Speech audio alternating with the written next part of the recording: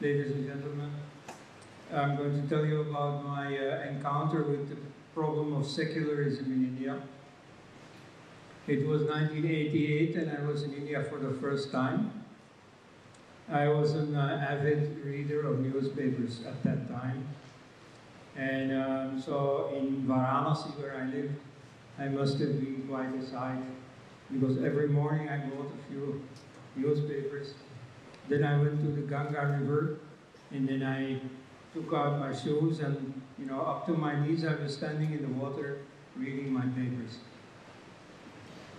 Now in the communist fortnightly frontline, there was an interesting debate going on about the then fresh prohibition of the novel by Salman Rushdie called The Satanic Verses. As you know, it was offensive to Islamic sensibilities, essentially for two reasons.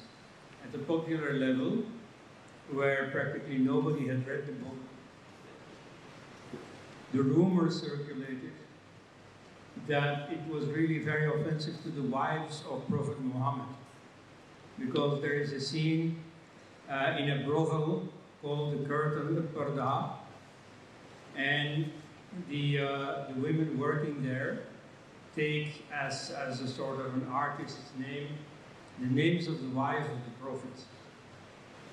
So you could do it with Aisha, you could do it with Zainab, and so on. And so you see, the rumor circulated, he has depicted the wives of the Prophet as prostitutes. That was the popular reason why Muslims took offense. But the more sophisticated reason among Muslim theologians was that in fact he questioned the whole process of prophecy. You see, what are the satanic verses? At one point early in his career, Muhammad was trying to win over the people of Mecca, but you see, they weren't interested in this monotheism. Yeah. And that also was less important for the Prophet. What was most important for him was his personal recognition as God's spokesman. So he thought of a compromise. You see, these three popular goddesses of the Arabs, Al-Lat, Al-Uzza, and Al-Manat, they could still continue to be worshipped, if only they would all accept him as the prophet. Now, the few converts he had already made, said, hey, wait a minute, this is not correct. You asked us to burn our murtis of the Arab gods, and now suddenly you would permit this. And so he realized, this is a contradiction, this is a position I cannot sustain. So to talk himself out of it, he claimed that it was the devil who had whispered this verse into his ear, so that it was the devil who had usurped God's role as the author of the Quran. And okay, you see, in that context, that was a sufficient explanation. People took it, accepted it.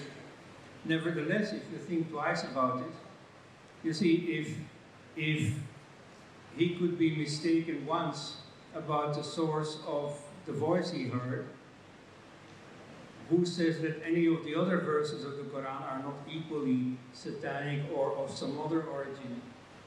So Rushdie questioned the whole prophetic status of Muhammad. And so that was blasphemy. And for that, you see, ultimately Ayatollah Khomeini issued the death penalty, which some Maulana from Delhi wrote an Urdu book about, supporting the death sentence and showing that all the Islamic law schools from Muhammad on down to the present all have held that the punishment for insulting the Prophet, ahanat ki rasul ki saza in Urdu, that is always the death penalty. Anyway, So what the government of India was asked to do was simply to ban the book. Now, some people on the secularist side were in agreement with this, particularly all the Congress secularists like Khushwant Singh, like M.J. Akbar, defended the ban. By contrast, the really hard secularists, the communists, at that time at least, they were still opposed to this, this appeasement of the Maulanas. So there was a debate going on between them. So I wonder, what is this? You know, there are secularists defending this obscurantist ban on a book. As Karl Marx used to say, critique of religion is the beginning of all criticism. It's absolutely fundamental. So, you see, I already saw that there was something amiss with this Indian secularism.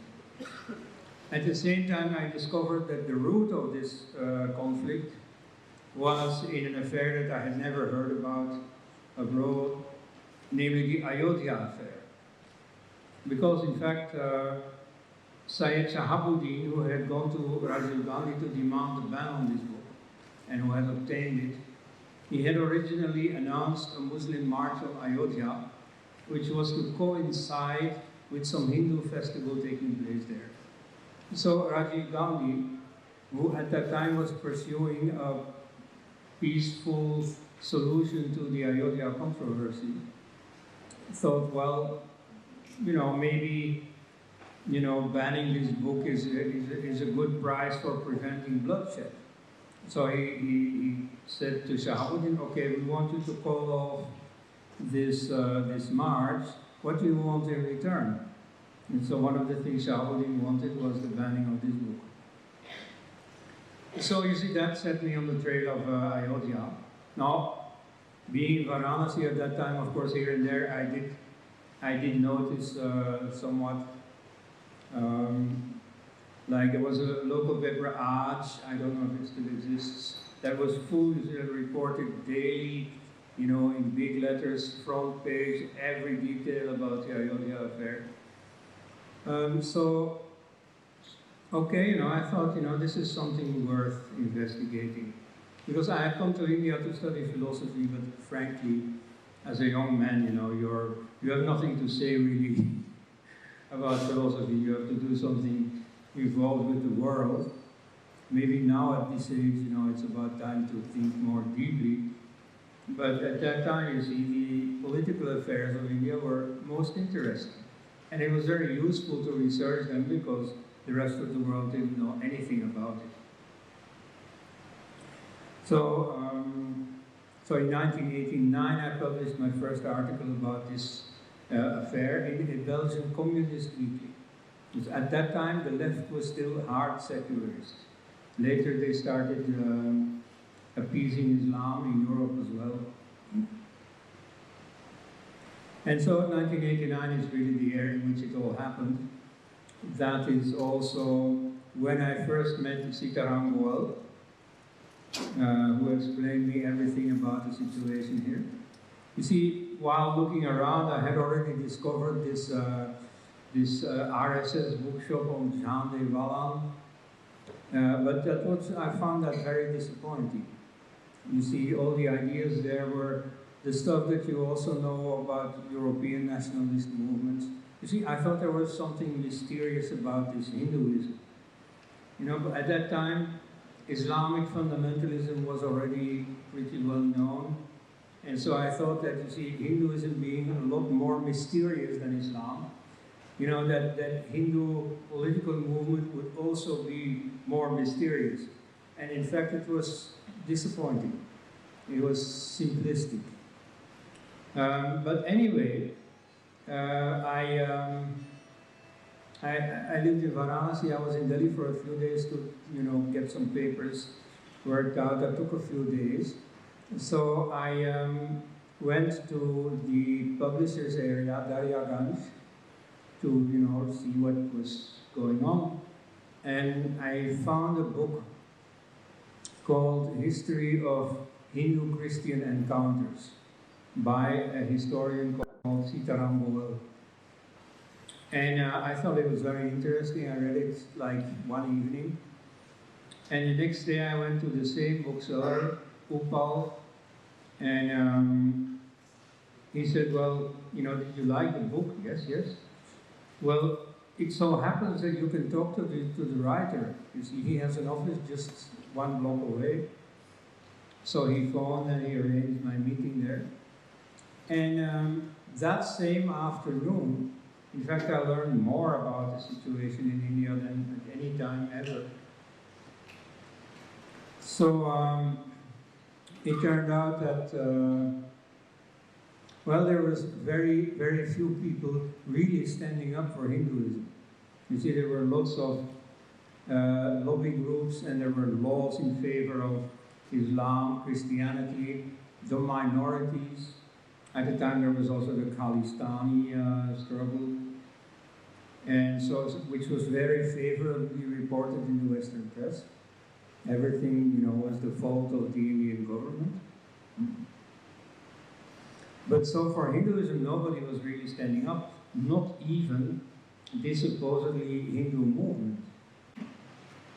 But anyway, Goel's point was that the Hindu movement is quite confused, is quite illiterate, and is unequipped to be the leader of Hindu society, especially at a time when it is besieged on all sides. Okay. As for the Ayodhya affair, which was also at that time, and about which Shankar Sharan has told you a bit, so it is true that I wrote a little booklet that's sort of journalistic, you know, it's not very deep, or, you know, I don't think looking back on it would, but anyway, it was important, because I concluded after looking at the evidence that, yeah, of course there was a temple there, a temple that was destroyed. Now, that was not really a very sensational thing to say. You see, a few years before that, everybody had assumed so. A century before that, there had been a trial in Ayodhya where both the Hindu and the Muslim claimants, as well as the British judge, all agreed. Yes, of course, you see, there was a temple destruction, and then a mosque was built. And so that was not put in doubt by anyone. You know, it's only what shall we do about it? That was the question. And so the judge ruled, yes, you see, it is very unfortunate that the temple was destroyed to make way for the mosque. But since it happened centuries ago, it's a bit too late to remedy the condition. So you see, whether you agree with that judgment or not, at any rate, the factual basis of it was not controversial at all. Of course, there had been a temple there. So into the 1980s, that was universally assumed. In the 1989 edition of the Encyclopedia Britannica, this is just currently given as a fact. But then also in 1989, there suddenly was a statement by the eminent historians, as they have come to be called, of the JNU History Department. And so they said that, you know, there is really no proof for a temple being there. You know, and that they tried to say how it came about, you know, the Ramanandi sadhus became prominent, and so they needed a myth, and so they concocted this story of the temple destruction. And then they concluded that, you know, this place, the Babri Masjid, should be declared a national monument. They didn't say it should be given back to the Muslims. No, it should be made into a national monument. In fact, there have been many varieties on this solution, like this Ambedkarite movement has said, you know, harking back to their past as the sweeper class. Well, the thing to do with this site is to build lavatories on it, right? Or others said we should have a school or a hospital or some do-gooder thing. Okay, well, I find that an interesting proposal, why not? And I suggest that first you go to Ajmer or to Mecca and you propose to them, well, okay, we're going to take apart this house of worship, we're going to build lavatories here. Now, if you can get away with that and survive, then you can come to Ayodhya and do the same thing. You know, that's fair.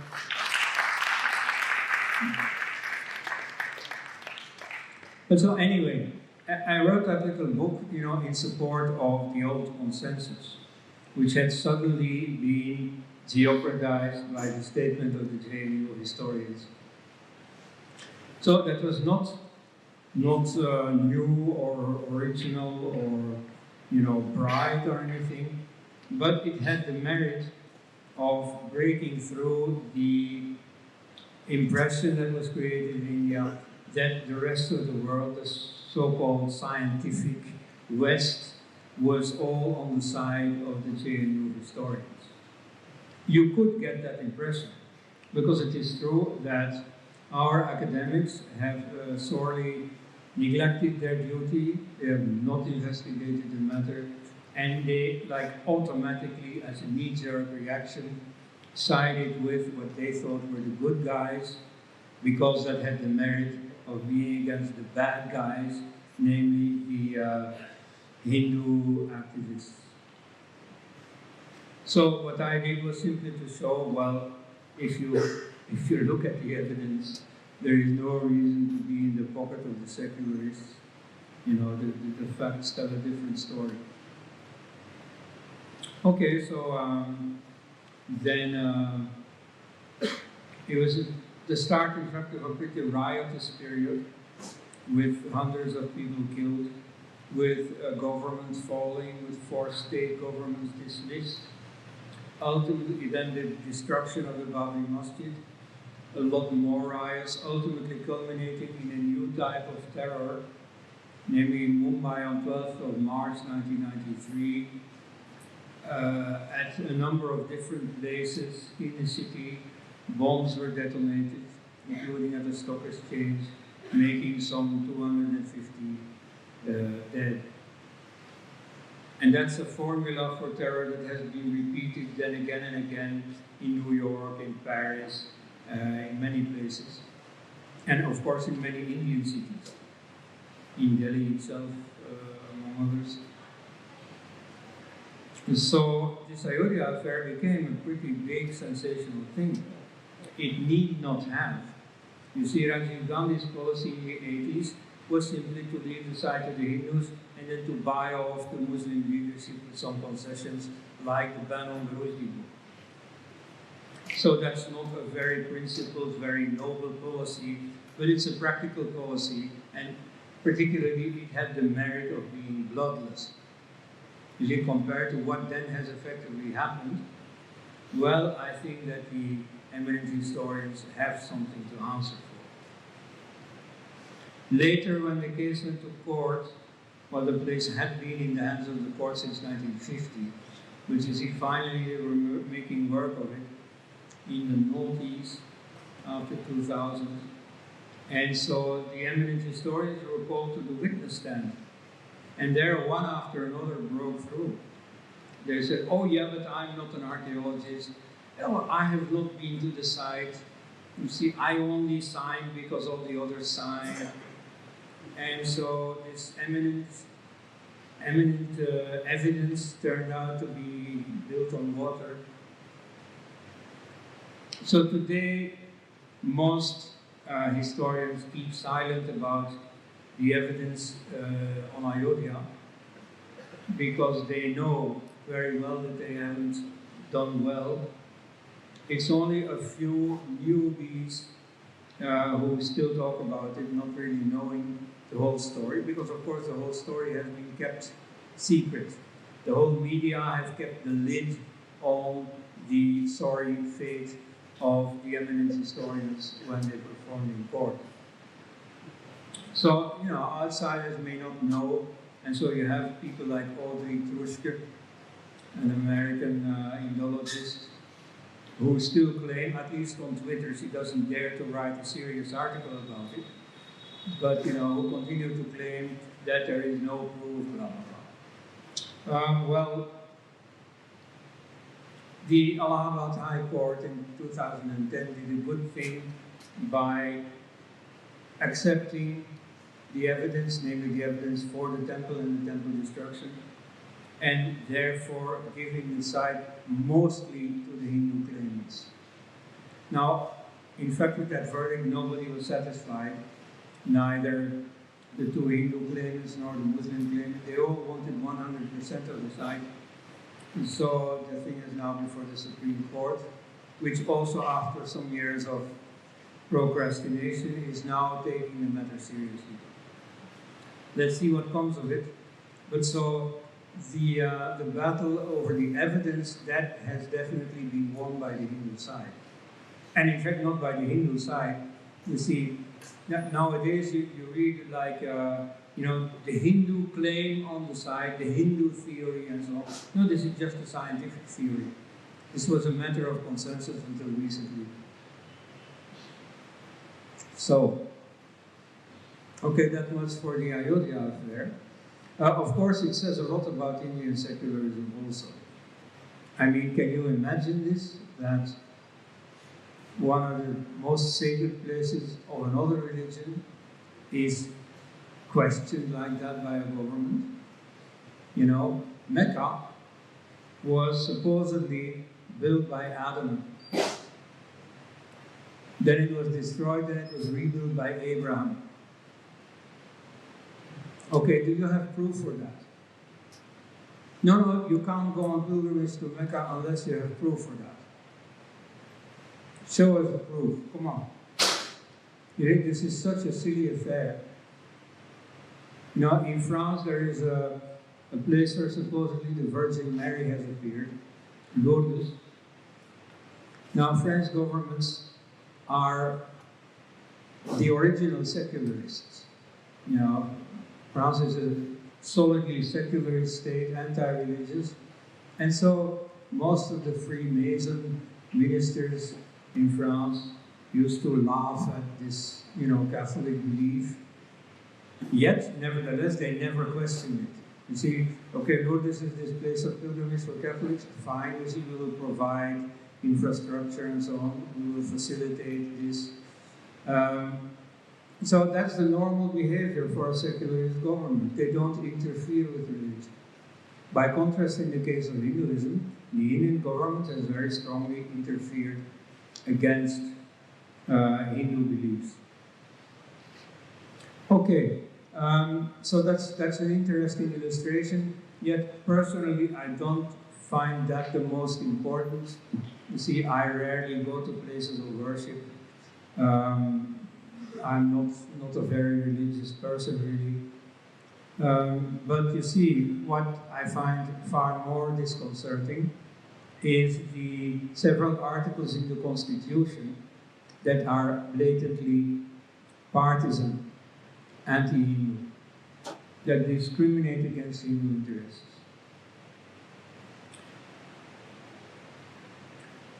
Let's first cite an article that will be liked by many Hindus, but that is never implemented. It is for a uniform civil code. You see, this is an article in the Directive Principles, which have no teeth. You see, the Indian state plays lip service to these principles, but doesn't enforce them. So it's like, you know, dreams up, okay, you know, we should have a common civil code, but it doesn't do anything to get there. Even though the Supreme Court in some 15 years ago has effectively asked the government, come on, what steps are you taking towards this uniform civil code? But anyway, nobody's doing that. Now, the lack of a common civil code is not much of a concern to me. It is not much of a concern to most Hindus. Because throughout history, there were different law codes for different communities, even within Hinduism. Like, for instance, to give a famous example, the Brahmin caste, for example, was exempt from the death penalty, no matter what crime they had committed, whereas other castes, could get the death penalty. But then, by contrast, because of their duty to transmit the Holy Scripture, they were forbidden from getting drunk. Because if you're drunk, you don't pay respect to, maybe you start making jokes about the Vedas or something, so to prevent this and the, misfortune that would supposedly follow from it, they were punished if they were drunk. Okay? Now that did not count for laborers or other castes. So, you have this system of different law systems for different castes, and the ultimate arbiter was not even the king or someone, was the caste panchayat. And so they could have very different systems, and they could change their systems if they wanted to. Nobody else could interfere. So when the Hindu marriage code came about in the 1950s, it was a bit of a revolution for Hindus. You see, to uniformize family law for Hindus. Nevertheless, Hindus have accepted this. This has just become normal. This is not being questioned. The same does not count for the minorities. There is a separate law system for Parsis, who also don't make any trouble about it, but nevertheless they enjoy it, mainly because two other communities wanted to enjoy it, namely the Christians and the Muslims. Particularly for Muslims, it is a very important theological point, because Islam is not just a belief system that you can practice behind closed doors. No, it is also a law system. So they say it is fundamental for Islam to follow this law system. Okay, well, again, I don't find this a very important point for Hindu interests, but nevertheless it is not secular. It is not Hindus who should go for a common civil code. It is the secularists who should do so. All right? And as long as they don't do so, you see, I smile at the claim that India is a secular state. It is not a secular state.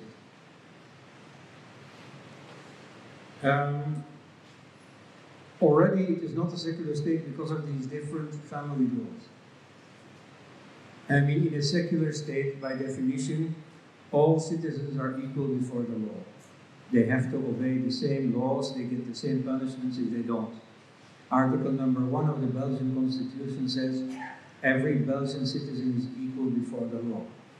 You see, that's secularism for you. And so India does not satisfy that criterion. But moreover, this Hindu Marriage Act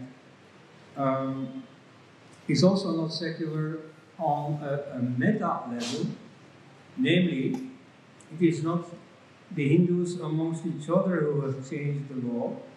It is the secular parliament, where there were also Muslims and Christians and so on who voted on this. So there was an interference of the state in the affairs of religion. And that is not the case with the minorities. And that's already non-secular as well. Now, and so when I saw this, you see, when I started studying this secularism in India, I saw, what is this? Why is everybody claiming India is a secular state? It is not. Now, there are a few articles in the Constitution that are really far more important for Hindu interests. Mainly Article 30, also Article 12, 19, 25, 29, that make a distinction between Hindus and the minorities. Article 30 says that minorities have a right to set up their own educational institution. Well, yes, of course. Why not? You see, in most secular countries, that counts for the minorities. That also counts for the majority, of course. It is only in India that this distinction is being made.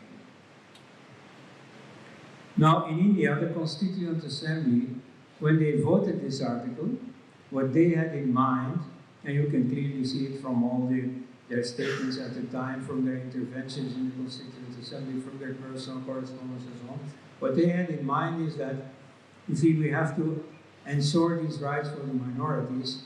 Obviously, they count for the majority. So initially, there was no discrimination. You see, they thought that it need not be stated explicitly that these rights also counted for the majority. However, that has changed. Now, it should be researched and mapped out in great detail how this changed, but roughly, I situated the change around 1970. This had much to do with the inter-Congress power struggle, in which Indira Gandhi got the upper hand, and so she relied for that to some extent on the support of the communists. And the deal they made was something like this. You see the communists saying, okay, you know, you can have all the perks of office, all the names, you make the statements, you know, you pocket the money involved, but we want to have control over the cultural and educational sector, because that's where the real power is. You know, as Arun Shourie once told me, you know, many journalists and so on say that politicians want power. He said, that's not true. What politicians want is office. You see, they want to look nice, they want to come on TV, big minister and so on.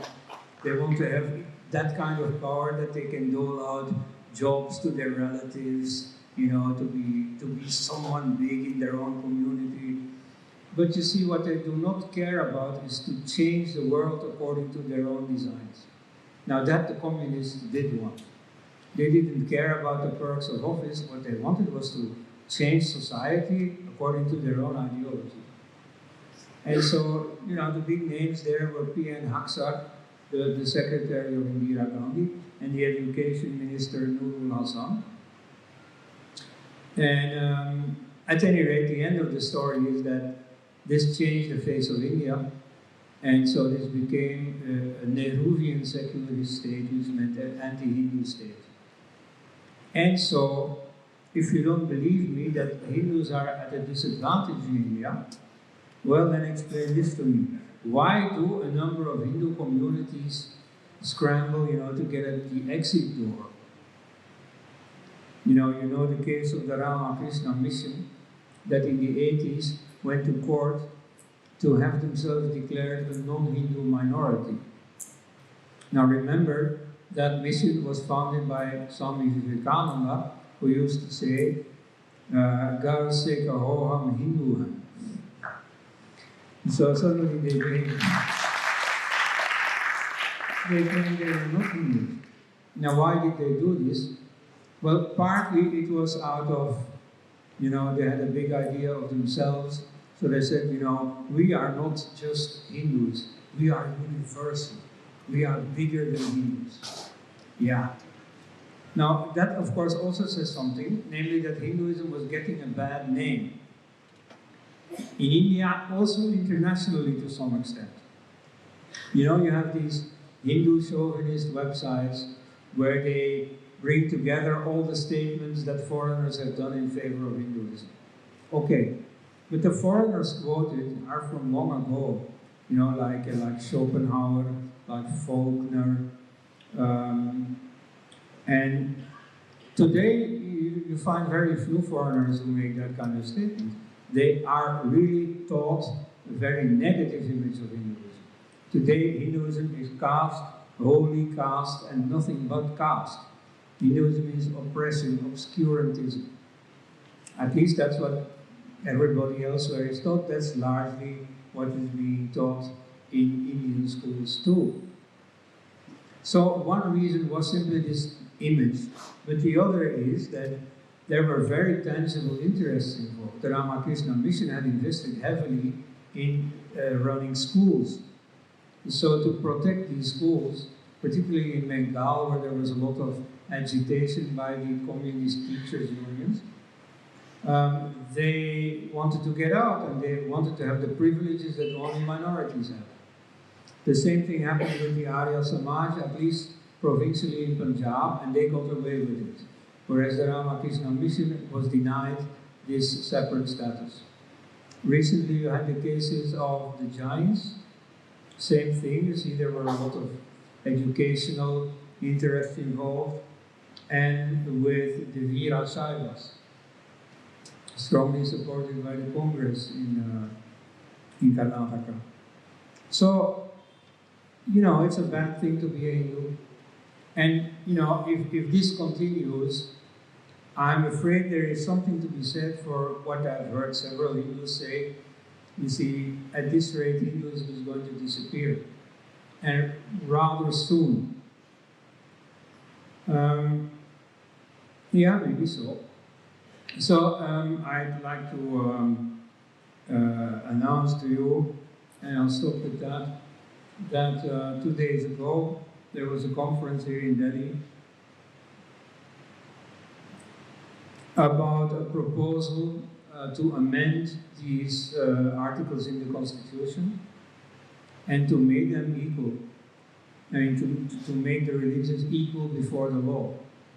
You see, that's not a matter of pushing Hindu interest, you know, Hindu Rashtra and so on. No, that's simply a matter of equality. You give the same rights to Hindus as you give to others.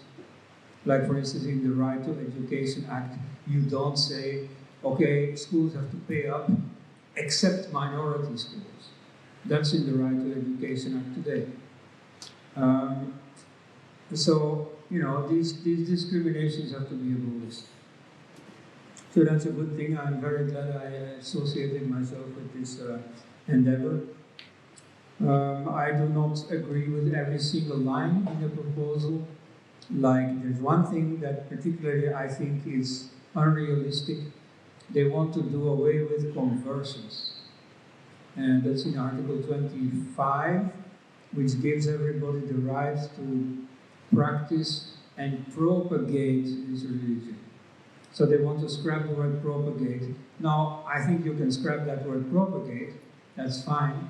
But you see, to the practice of conversions, it will not make any difference. Even in states where they have the so-called Freedom of Religion Act, which means not really prohibition, but a control over conversions, you see, even there they are totally ineffective. And, you know, in India you can vote any law, and I mean, I'm sorry as a foreigner for observing this, but, you know, you can't miss the fact that many laws are nice on paper, but are not being implemented. You know, like when Narendra Modi came with his plan to provide lavatories to every family, you see, a laugh went up saying, yeah, you know, that is a nice thing on paper, but it will never be implemented. Now, one of the nice things about Modi is that he gets a lot more done than politicians used to do. But still, I wouldn't expect anything from an anti-conversion law. Look at China. You see, in India, laws are debatable. In China, a law is very strongly enforced. Now, China also wants to stop conversions to Christianity, and they cannot. You see, I mean, at least the victory bulletins sent home by Christian missionaries in China are impressive. Tens of millions of people converted to Protestantism. So, you see, there I don't think you can count on the law. There it is a matter for civil society. You see, freedom is not a cakewalk. And so, if you have equality before the law, also in matters of conversion, and you don't like conversions to Christianity, then you have to become active and give people reasons why it is better not to convert to Christianity.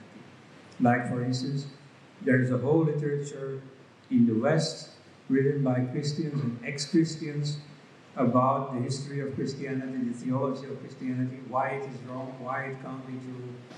And nobody in India knows about that. In the time of Mahatma Gandhi, there was already plenty of critical scholarship about Christianity in the West, but the only thing he borrowed from the West was this missionary propaganda about Christianity. Whereas the really new thing from the West at that time, you see, the good thing from the West was precisely this critical scholarship about religion.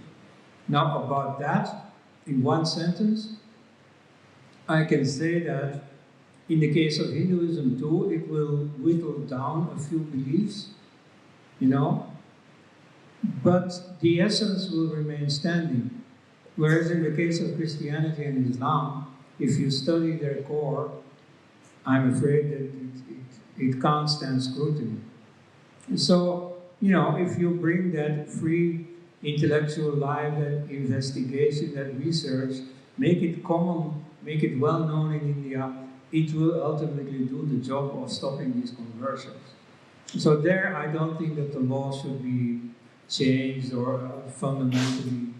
But you see, the discriminations against Hinduism, they have to be abolished, and in fact, every secularist should be adamant about it. Thank you.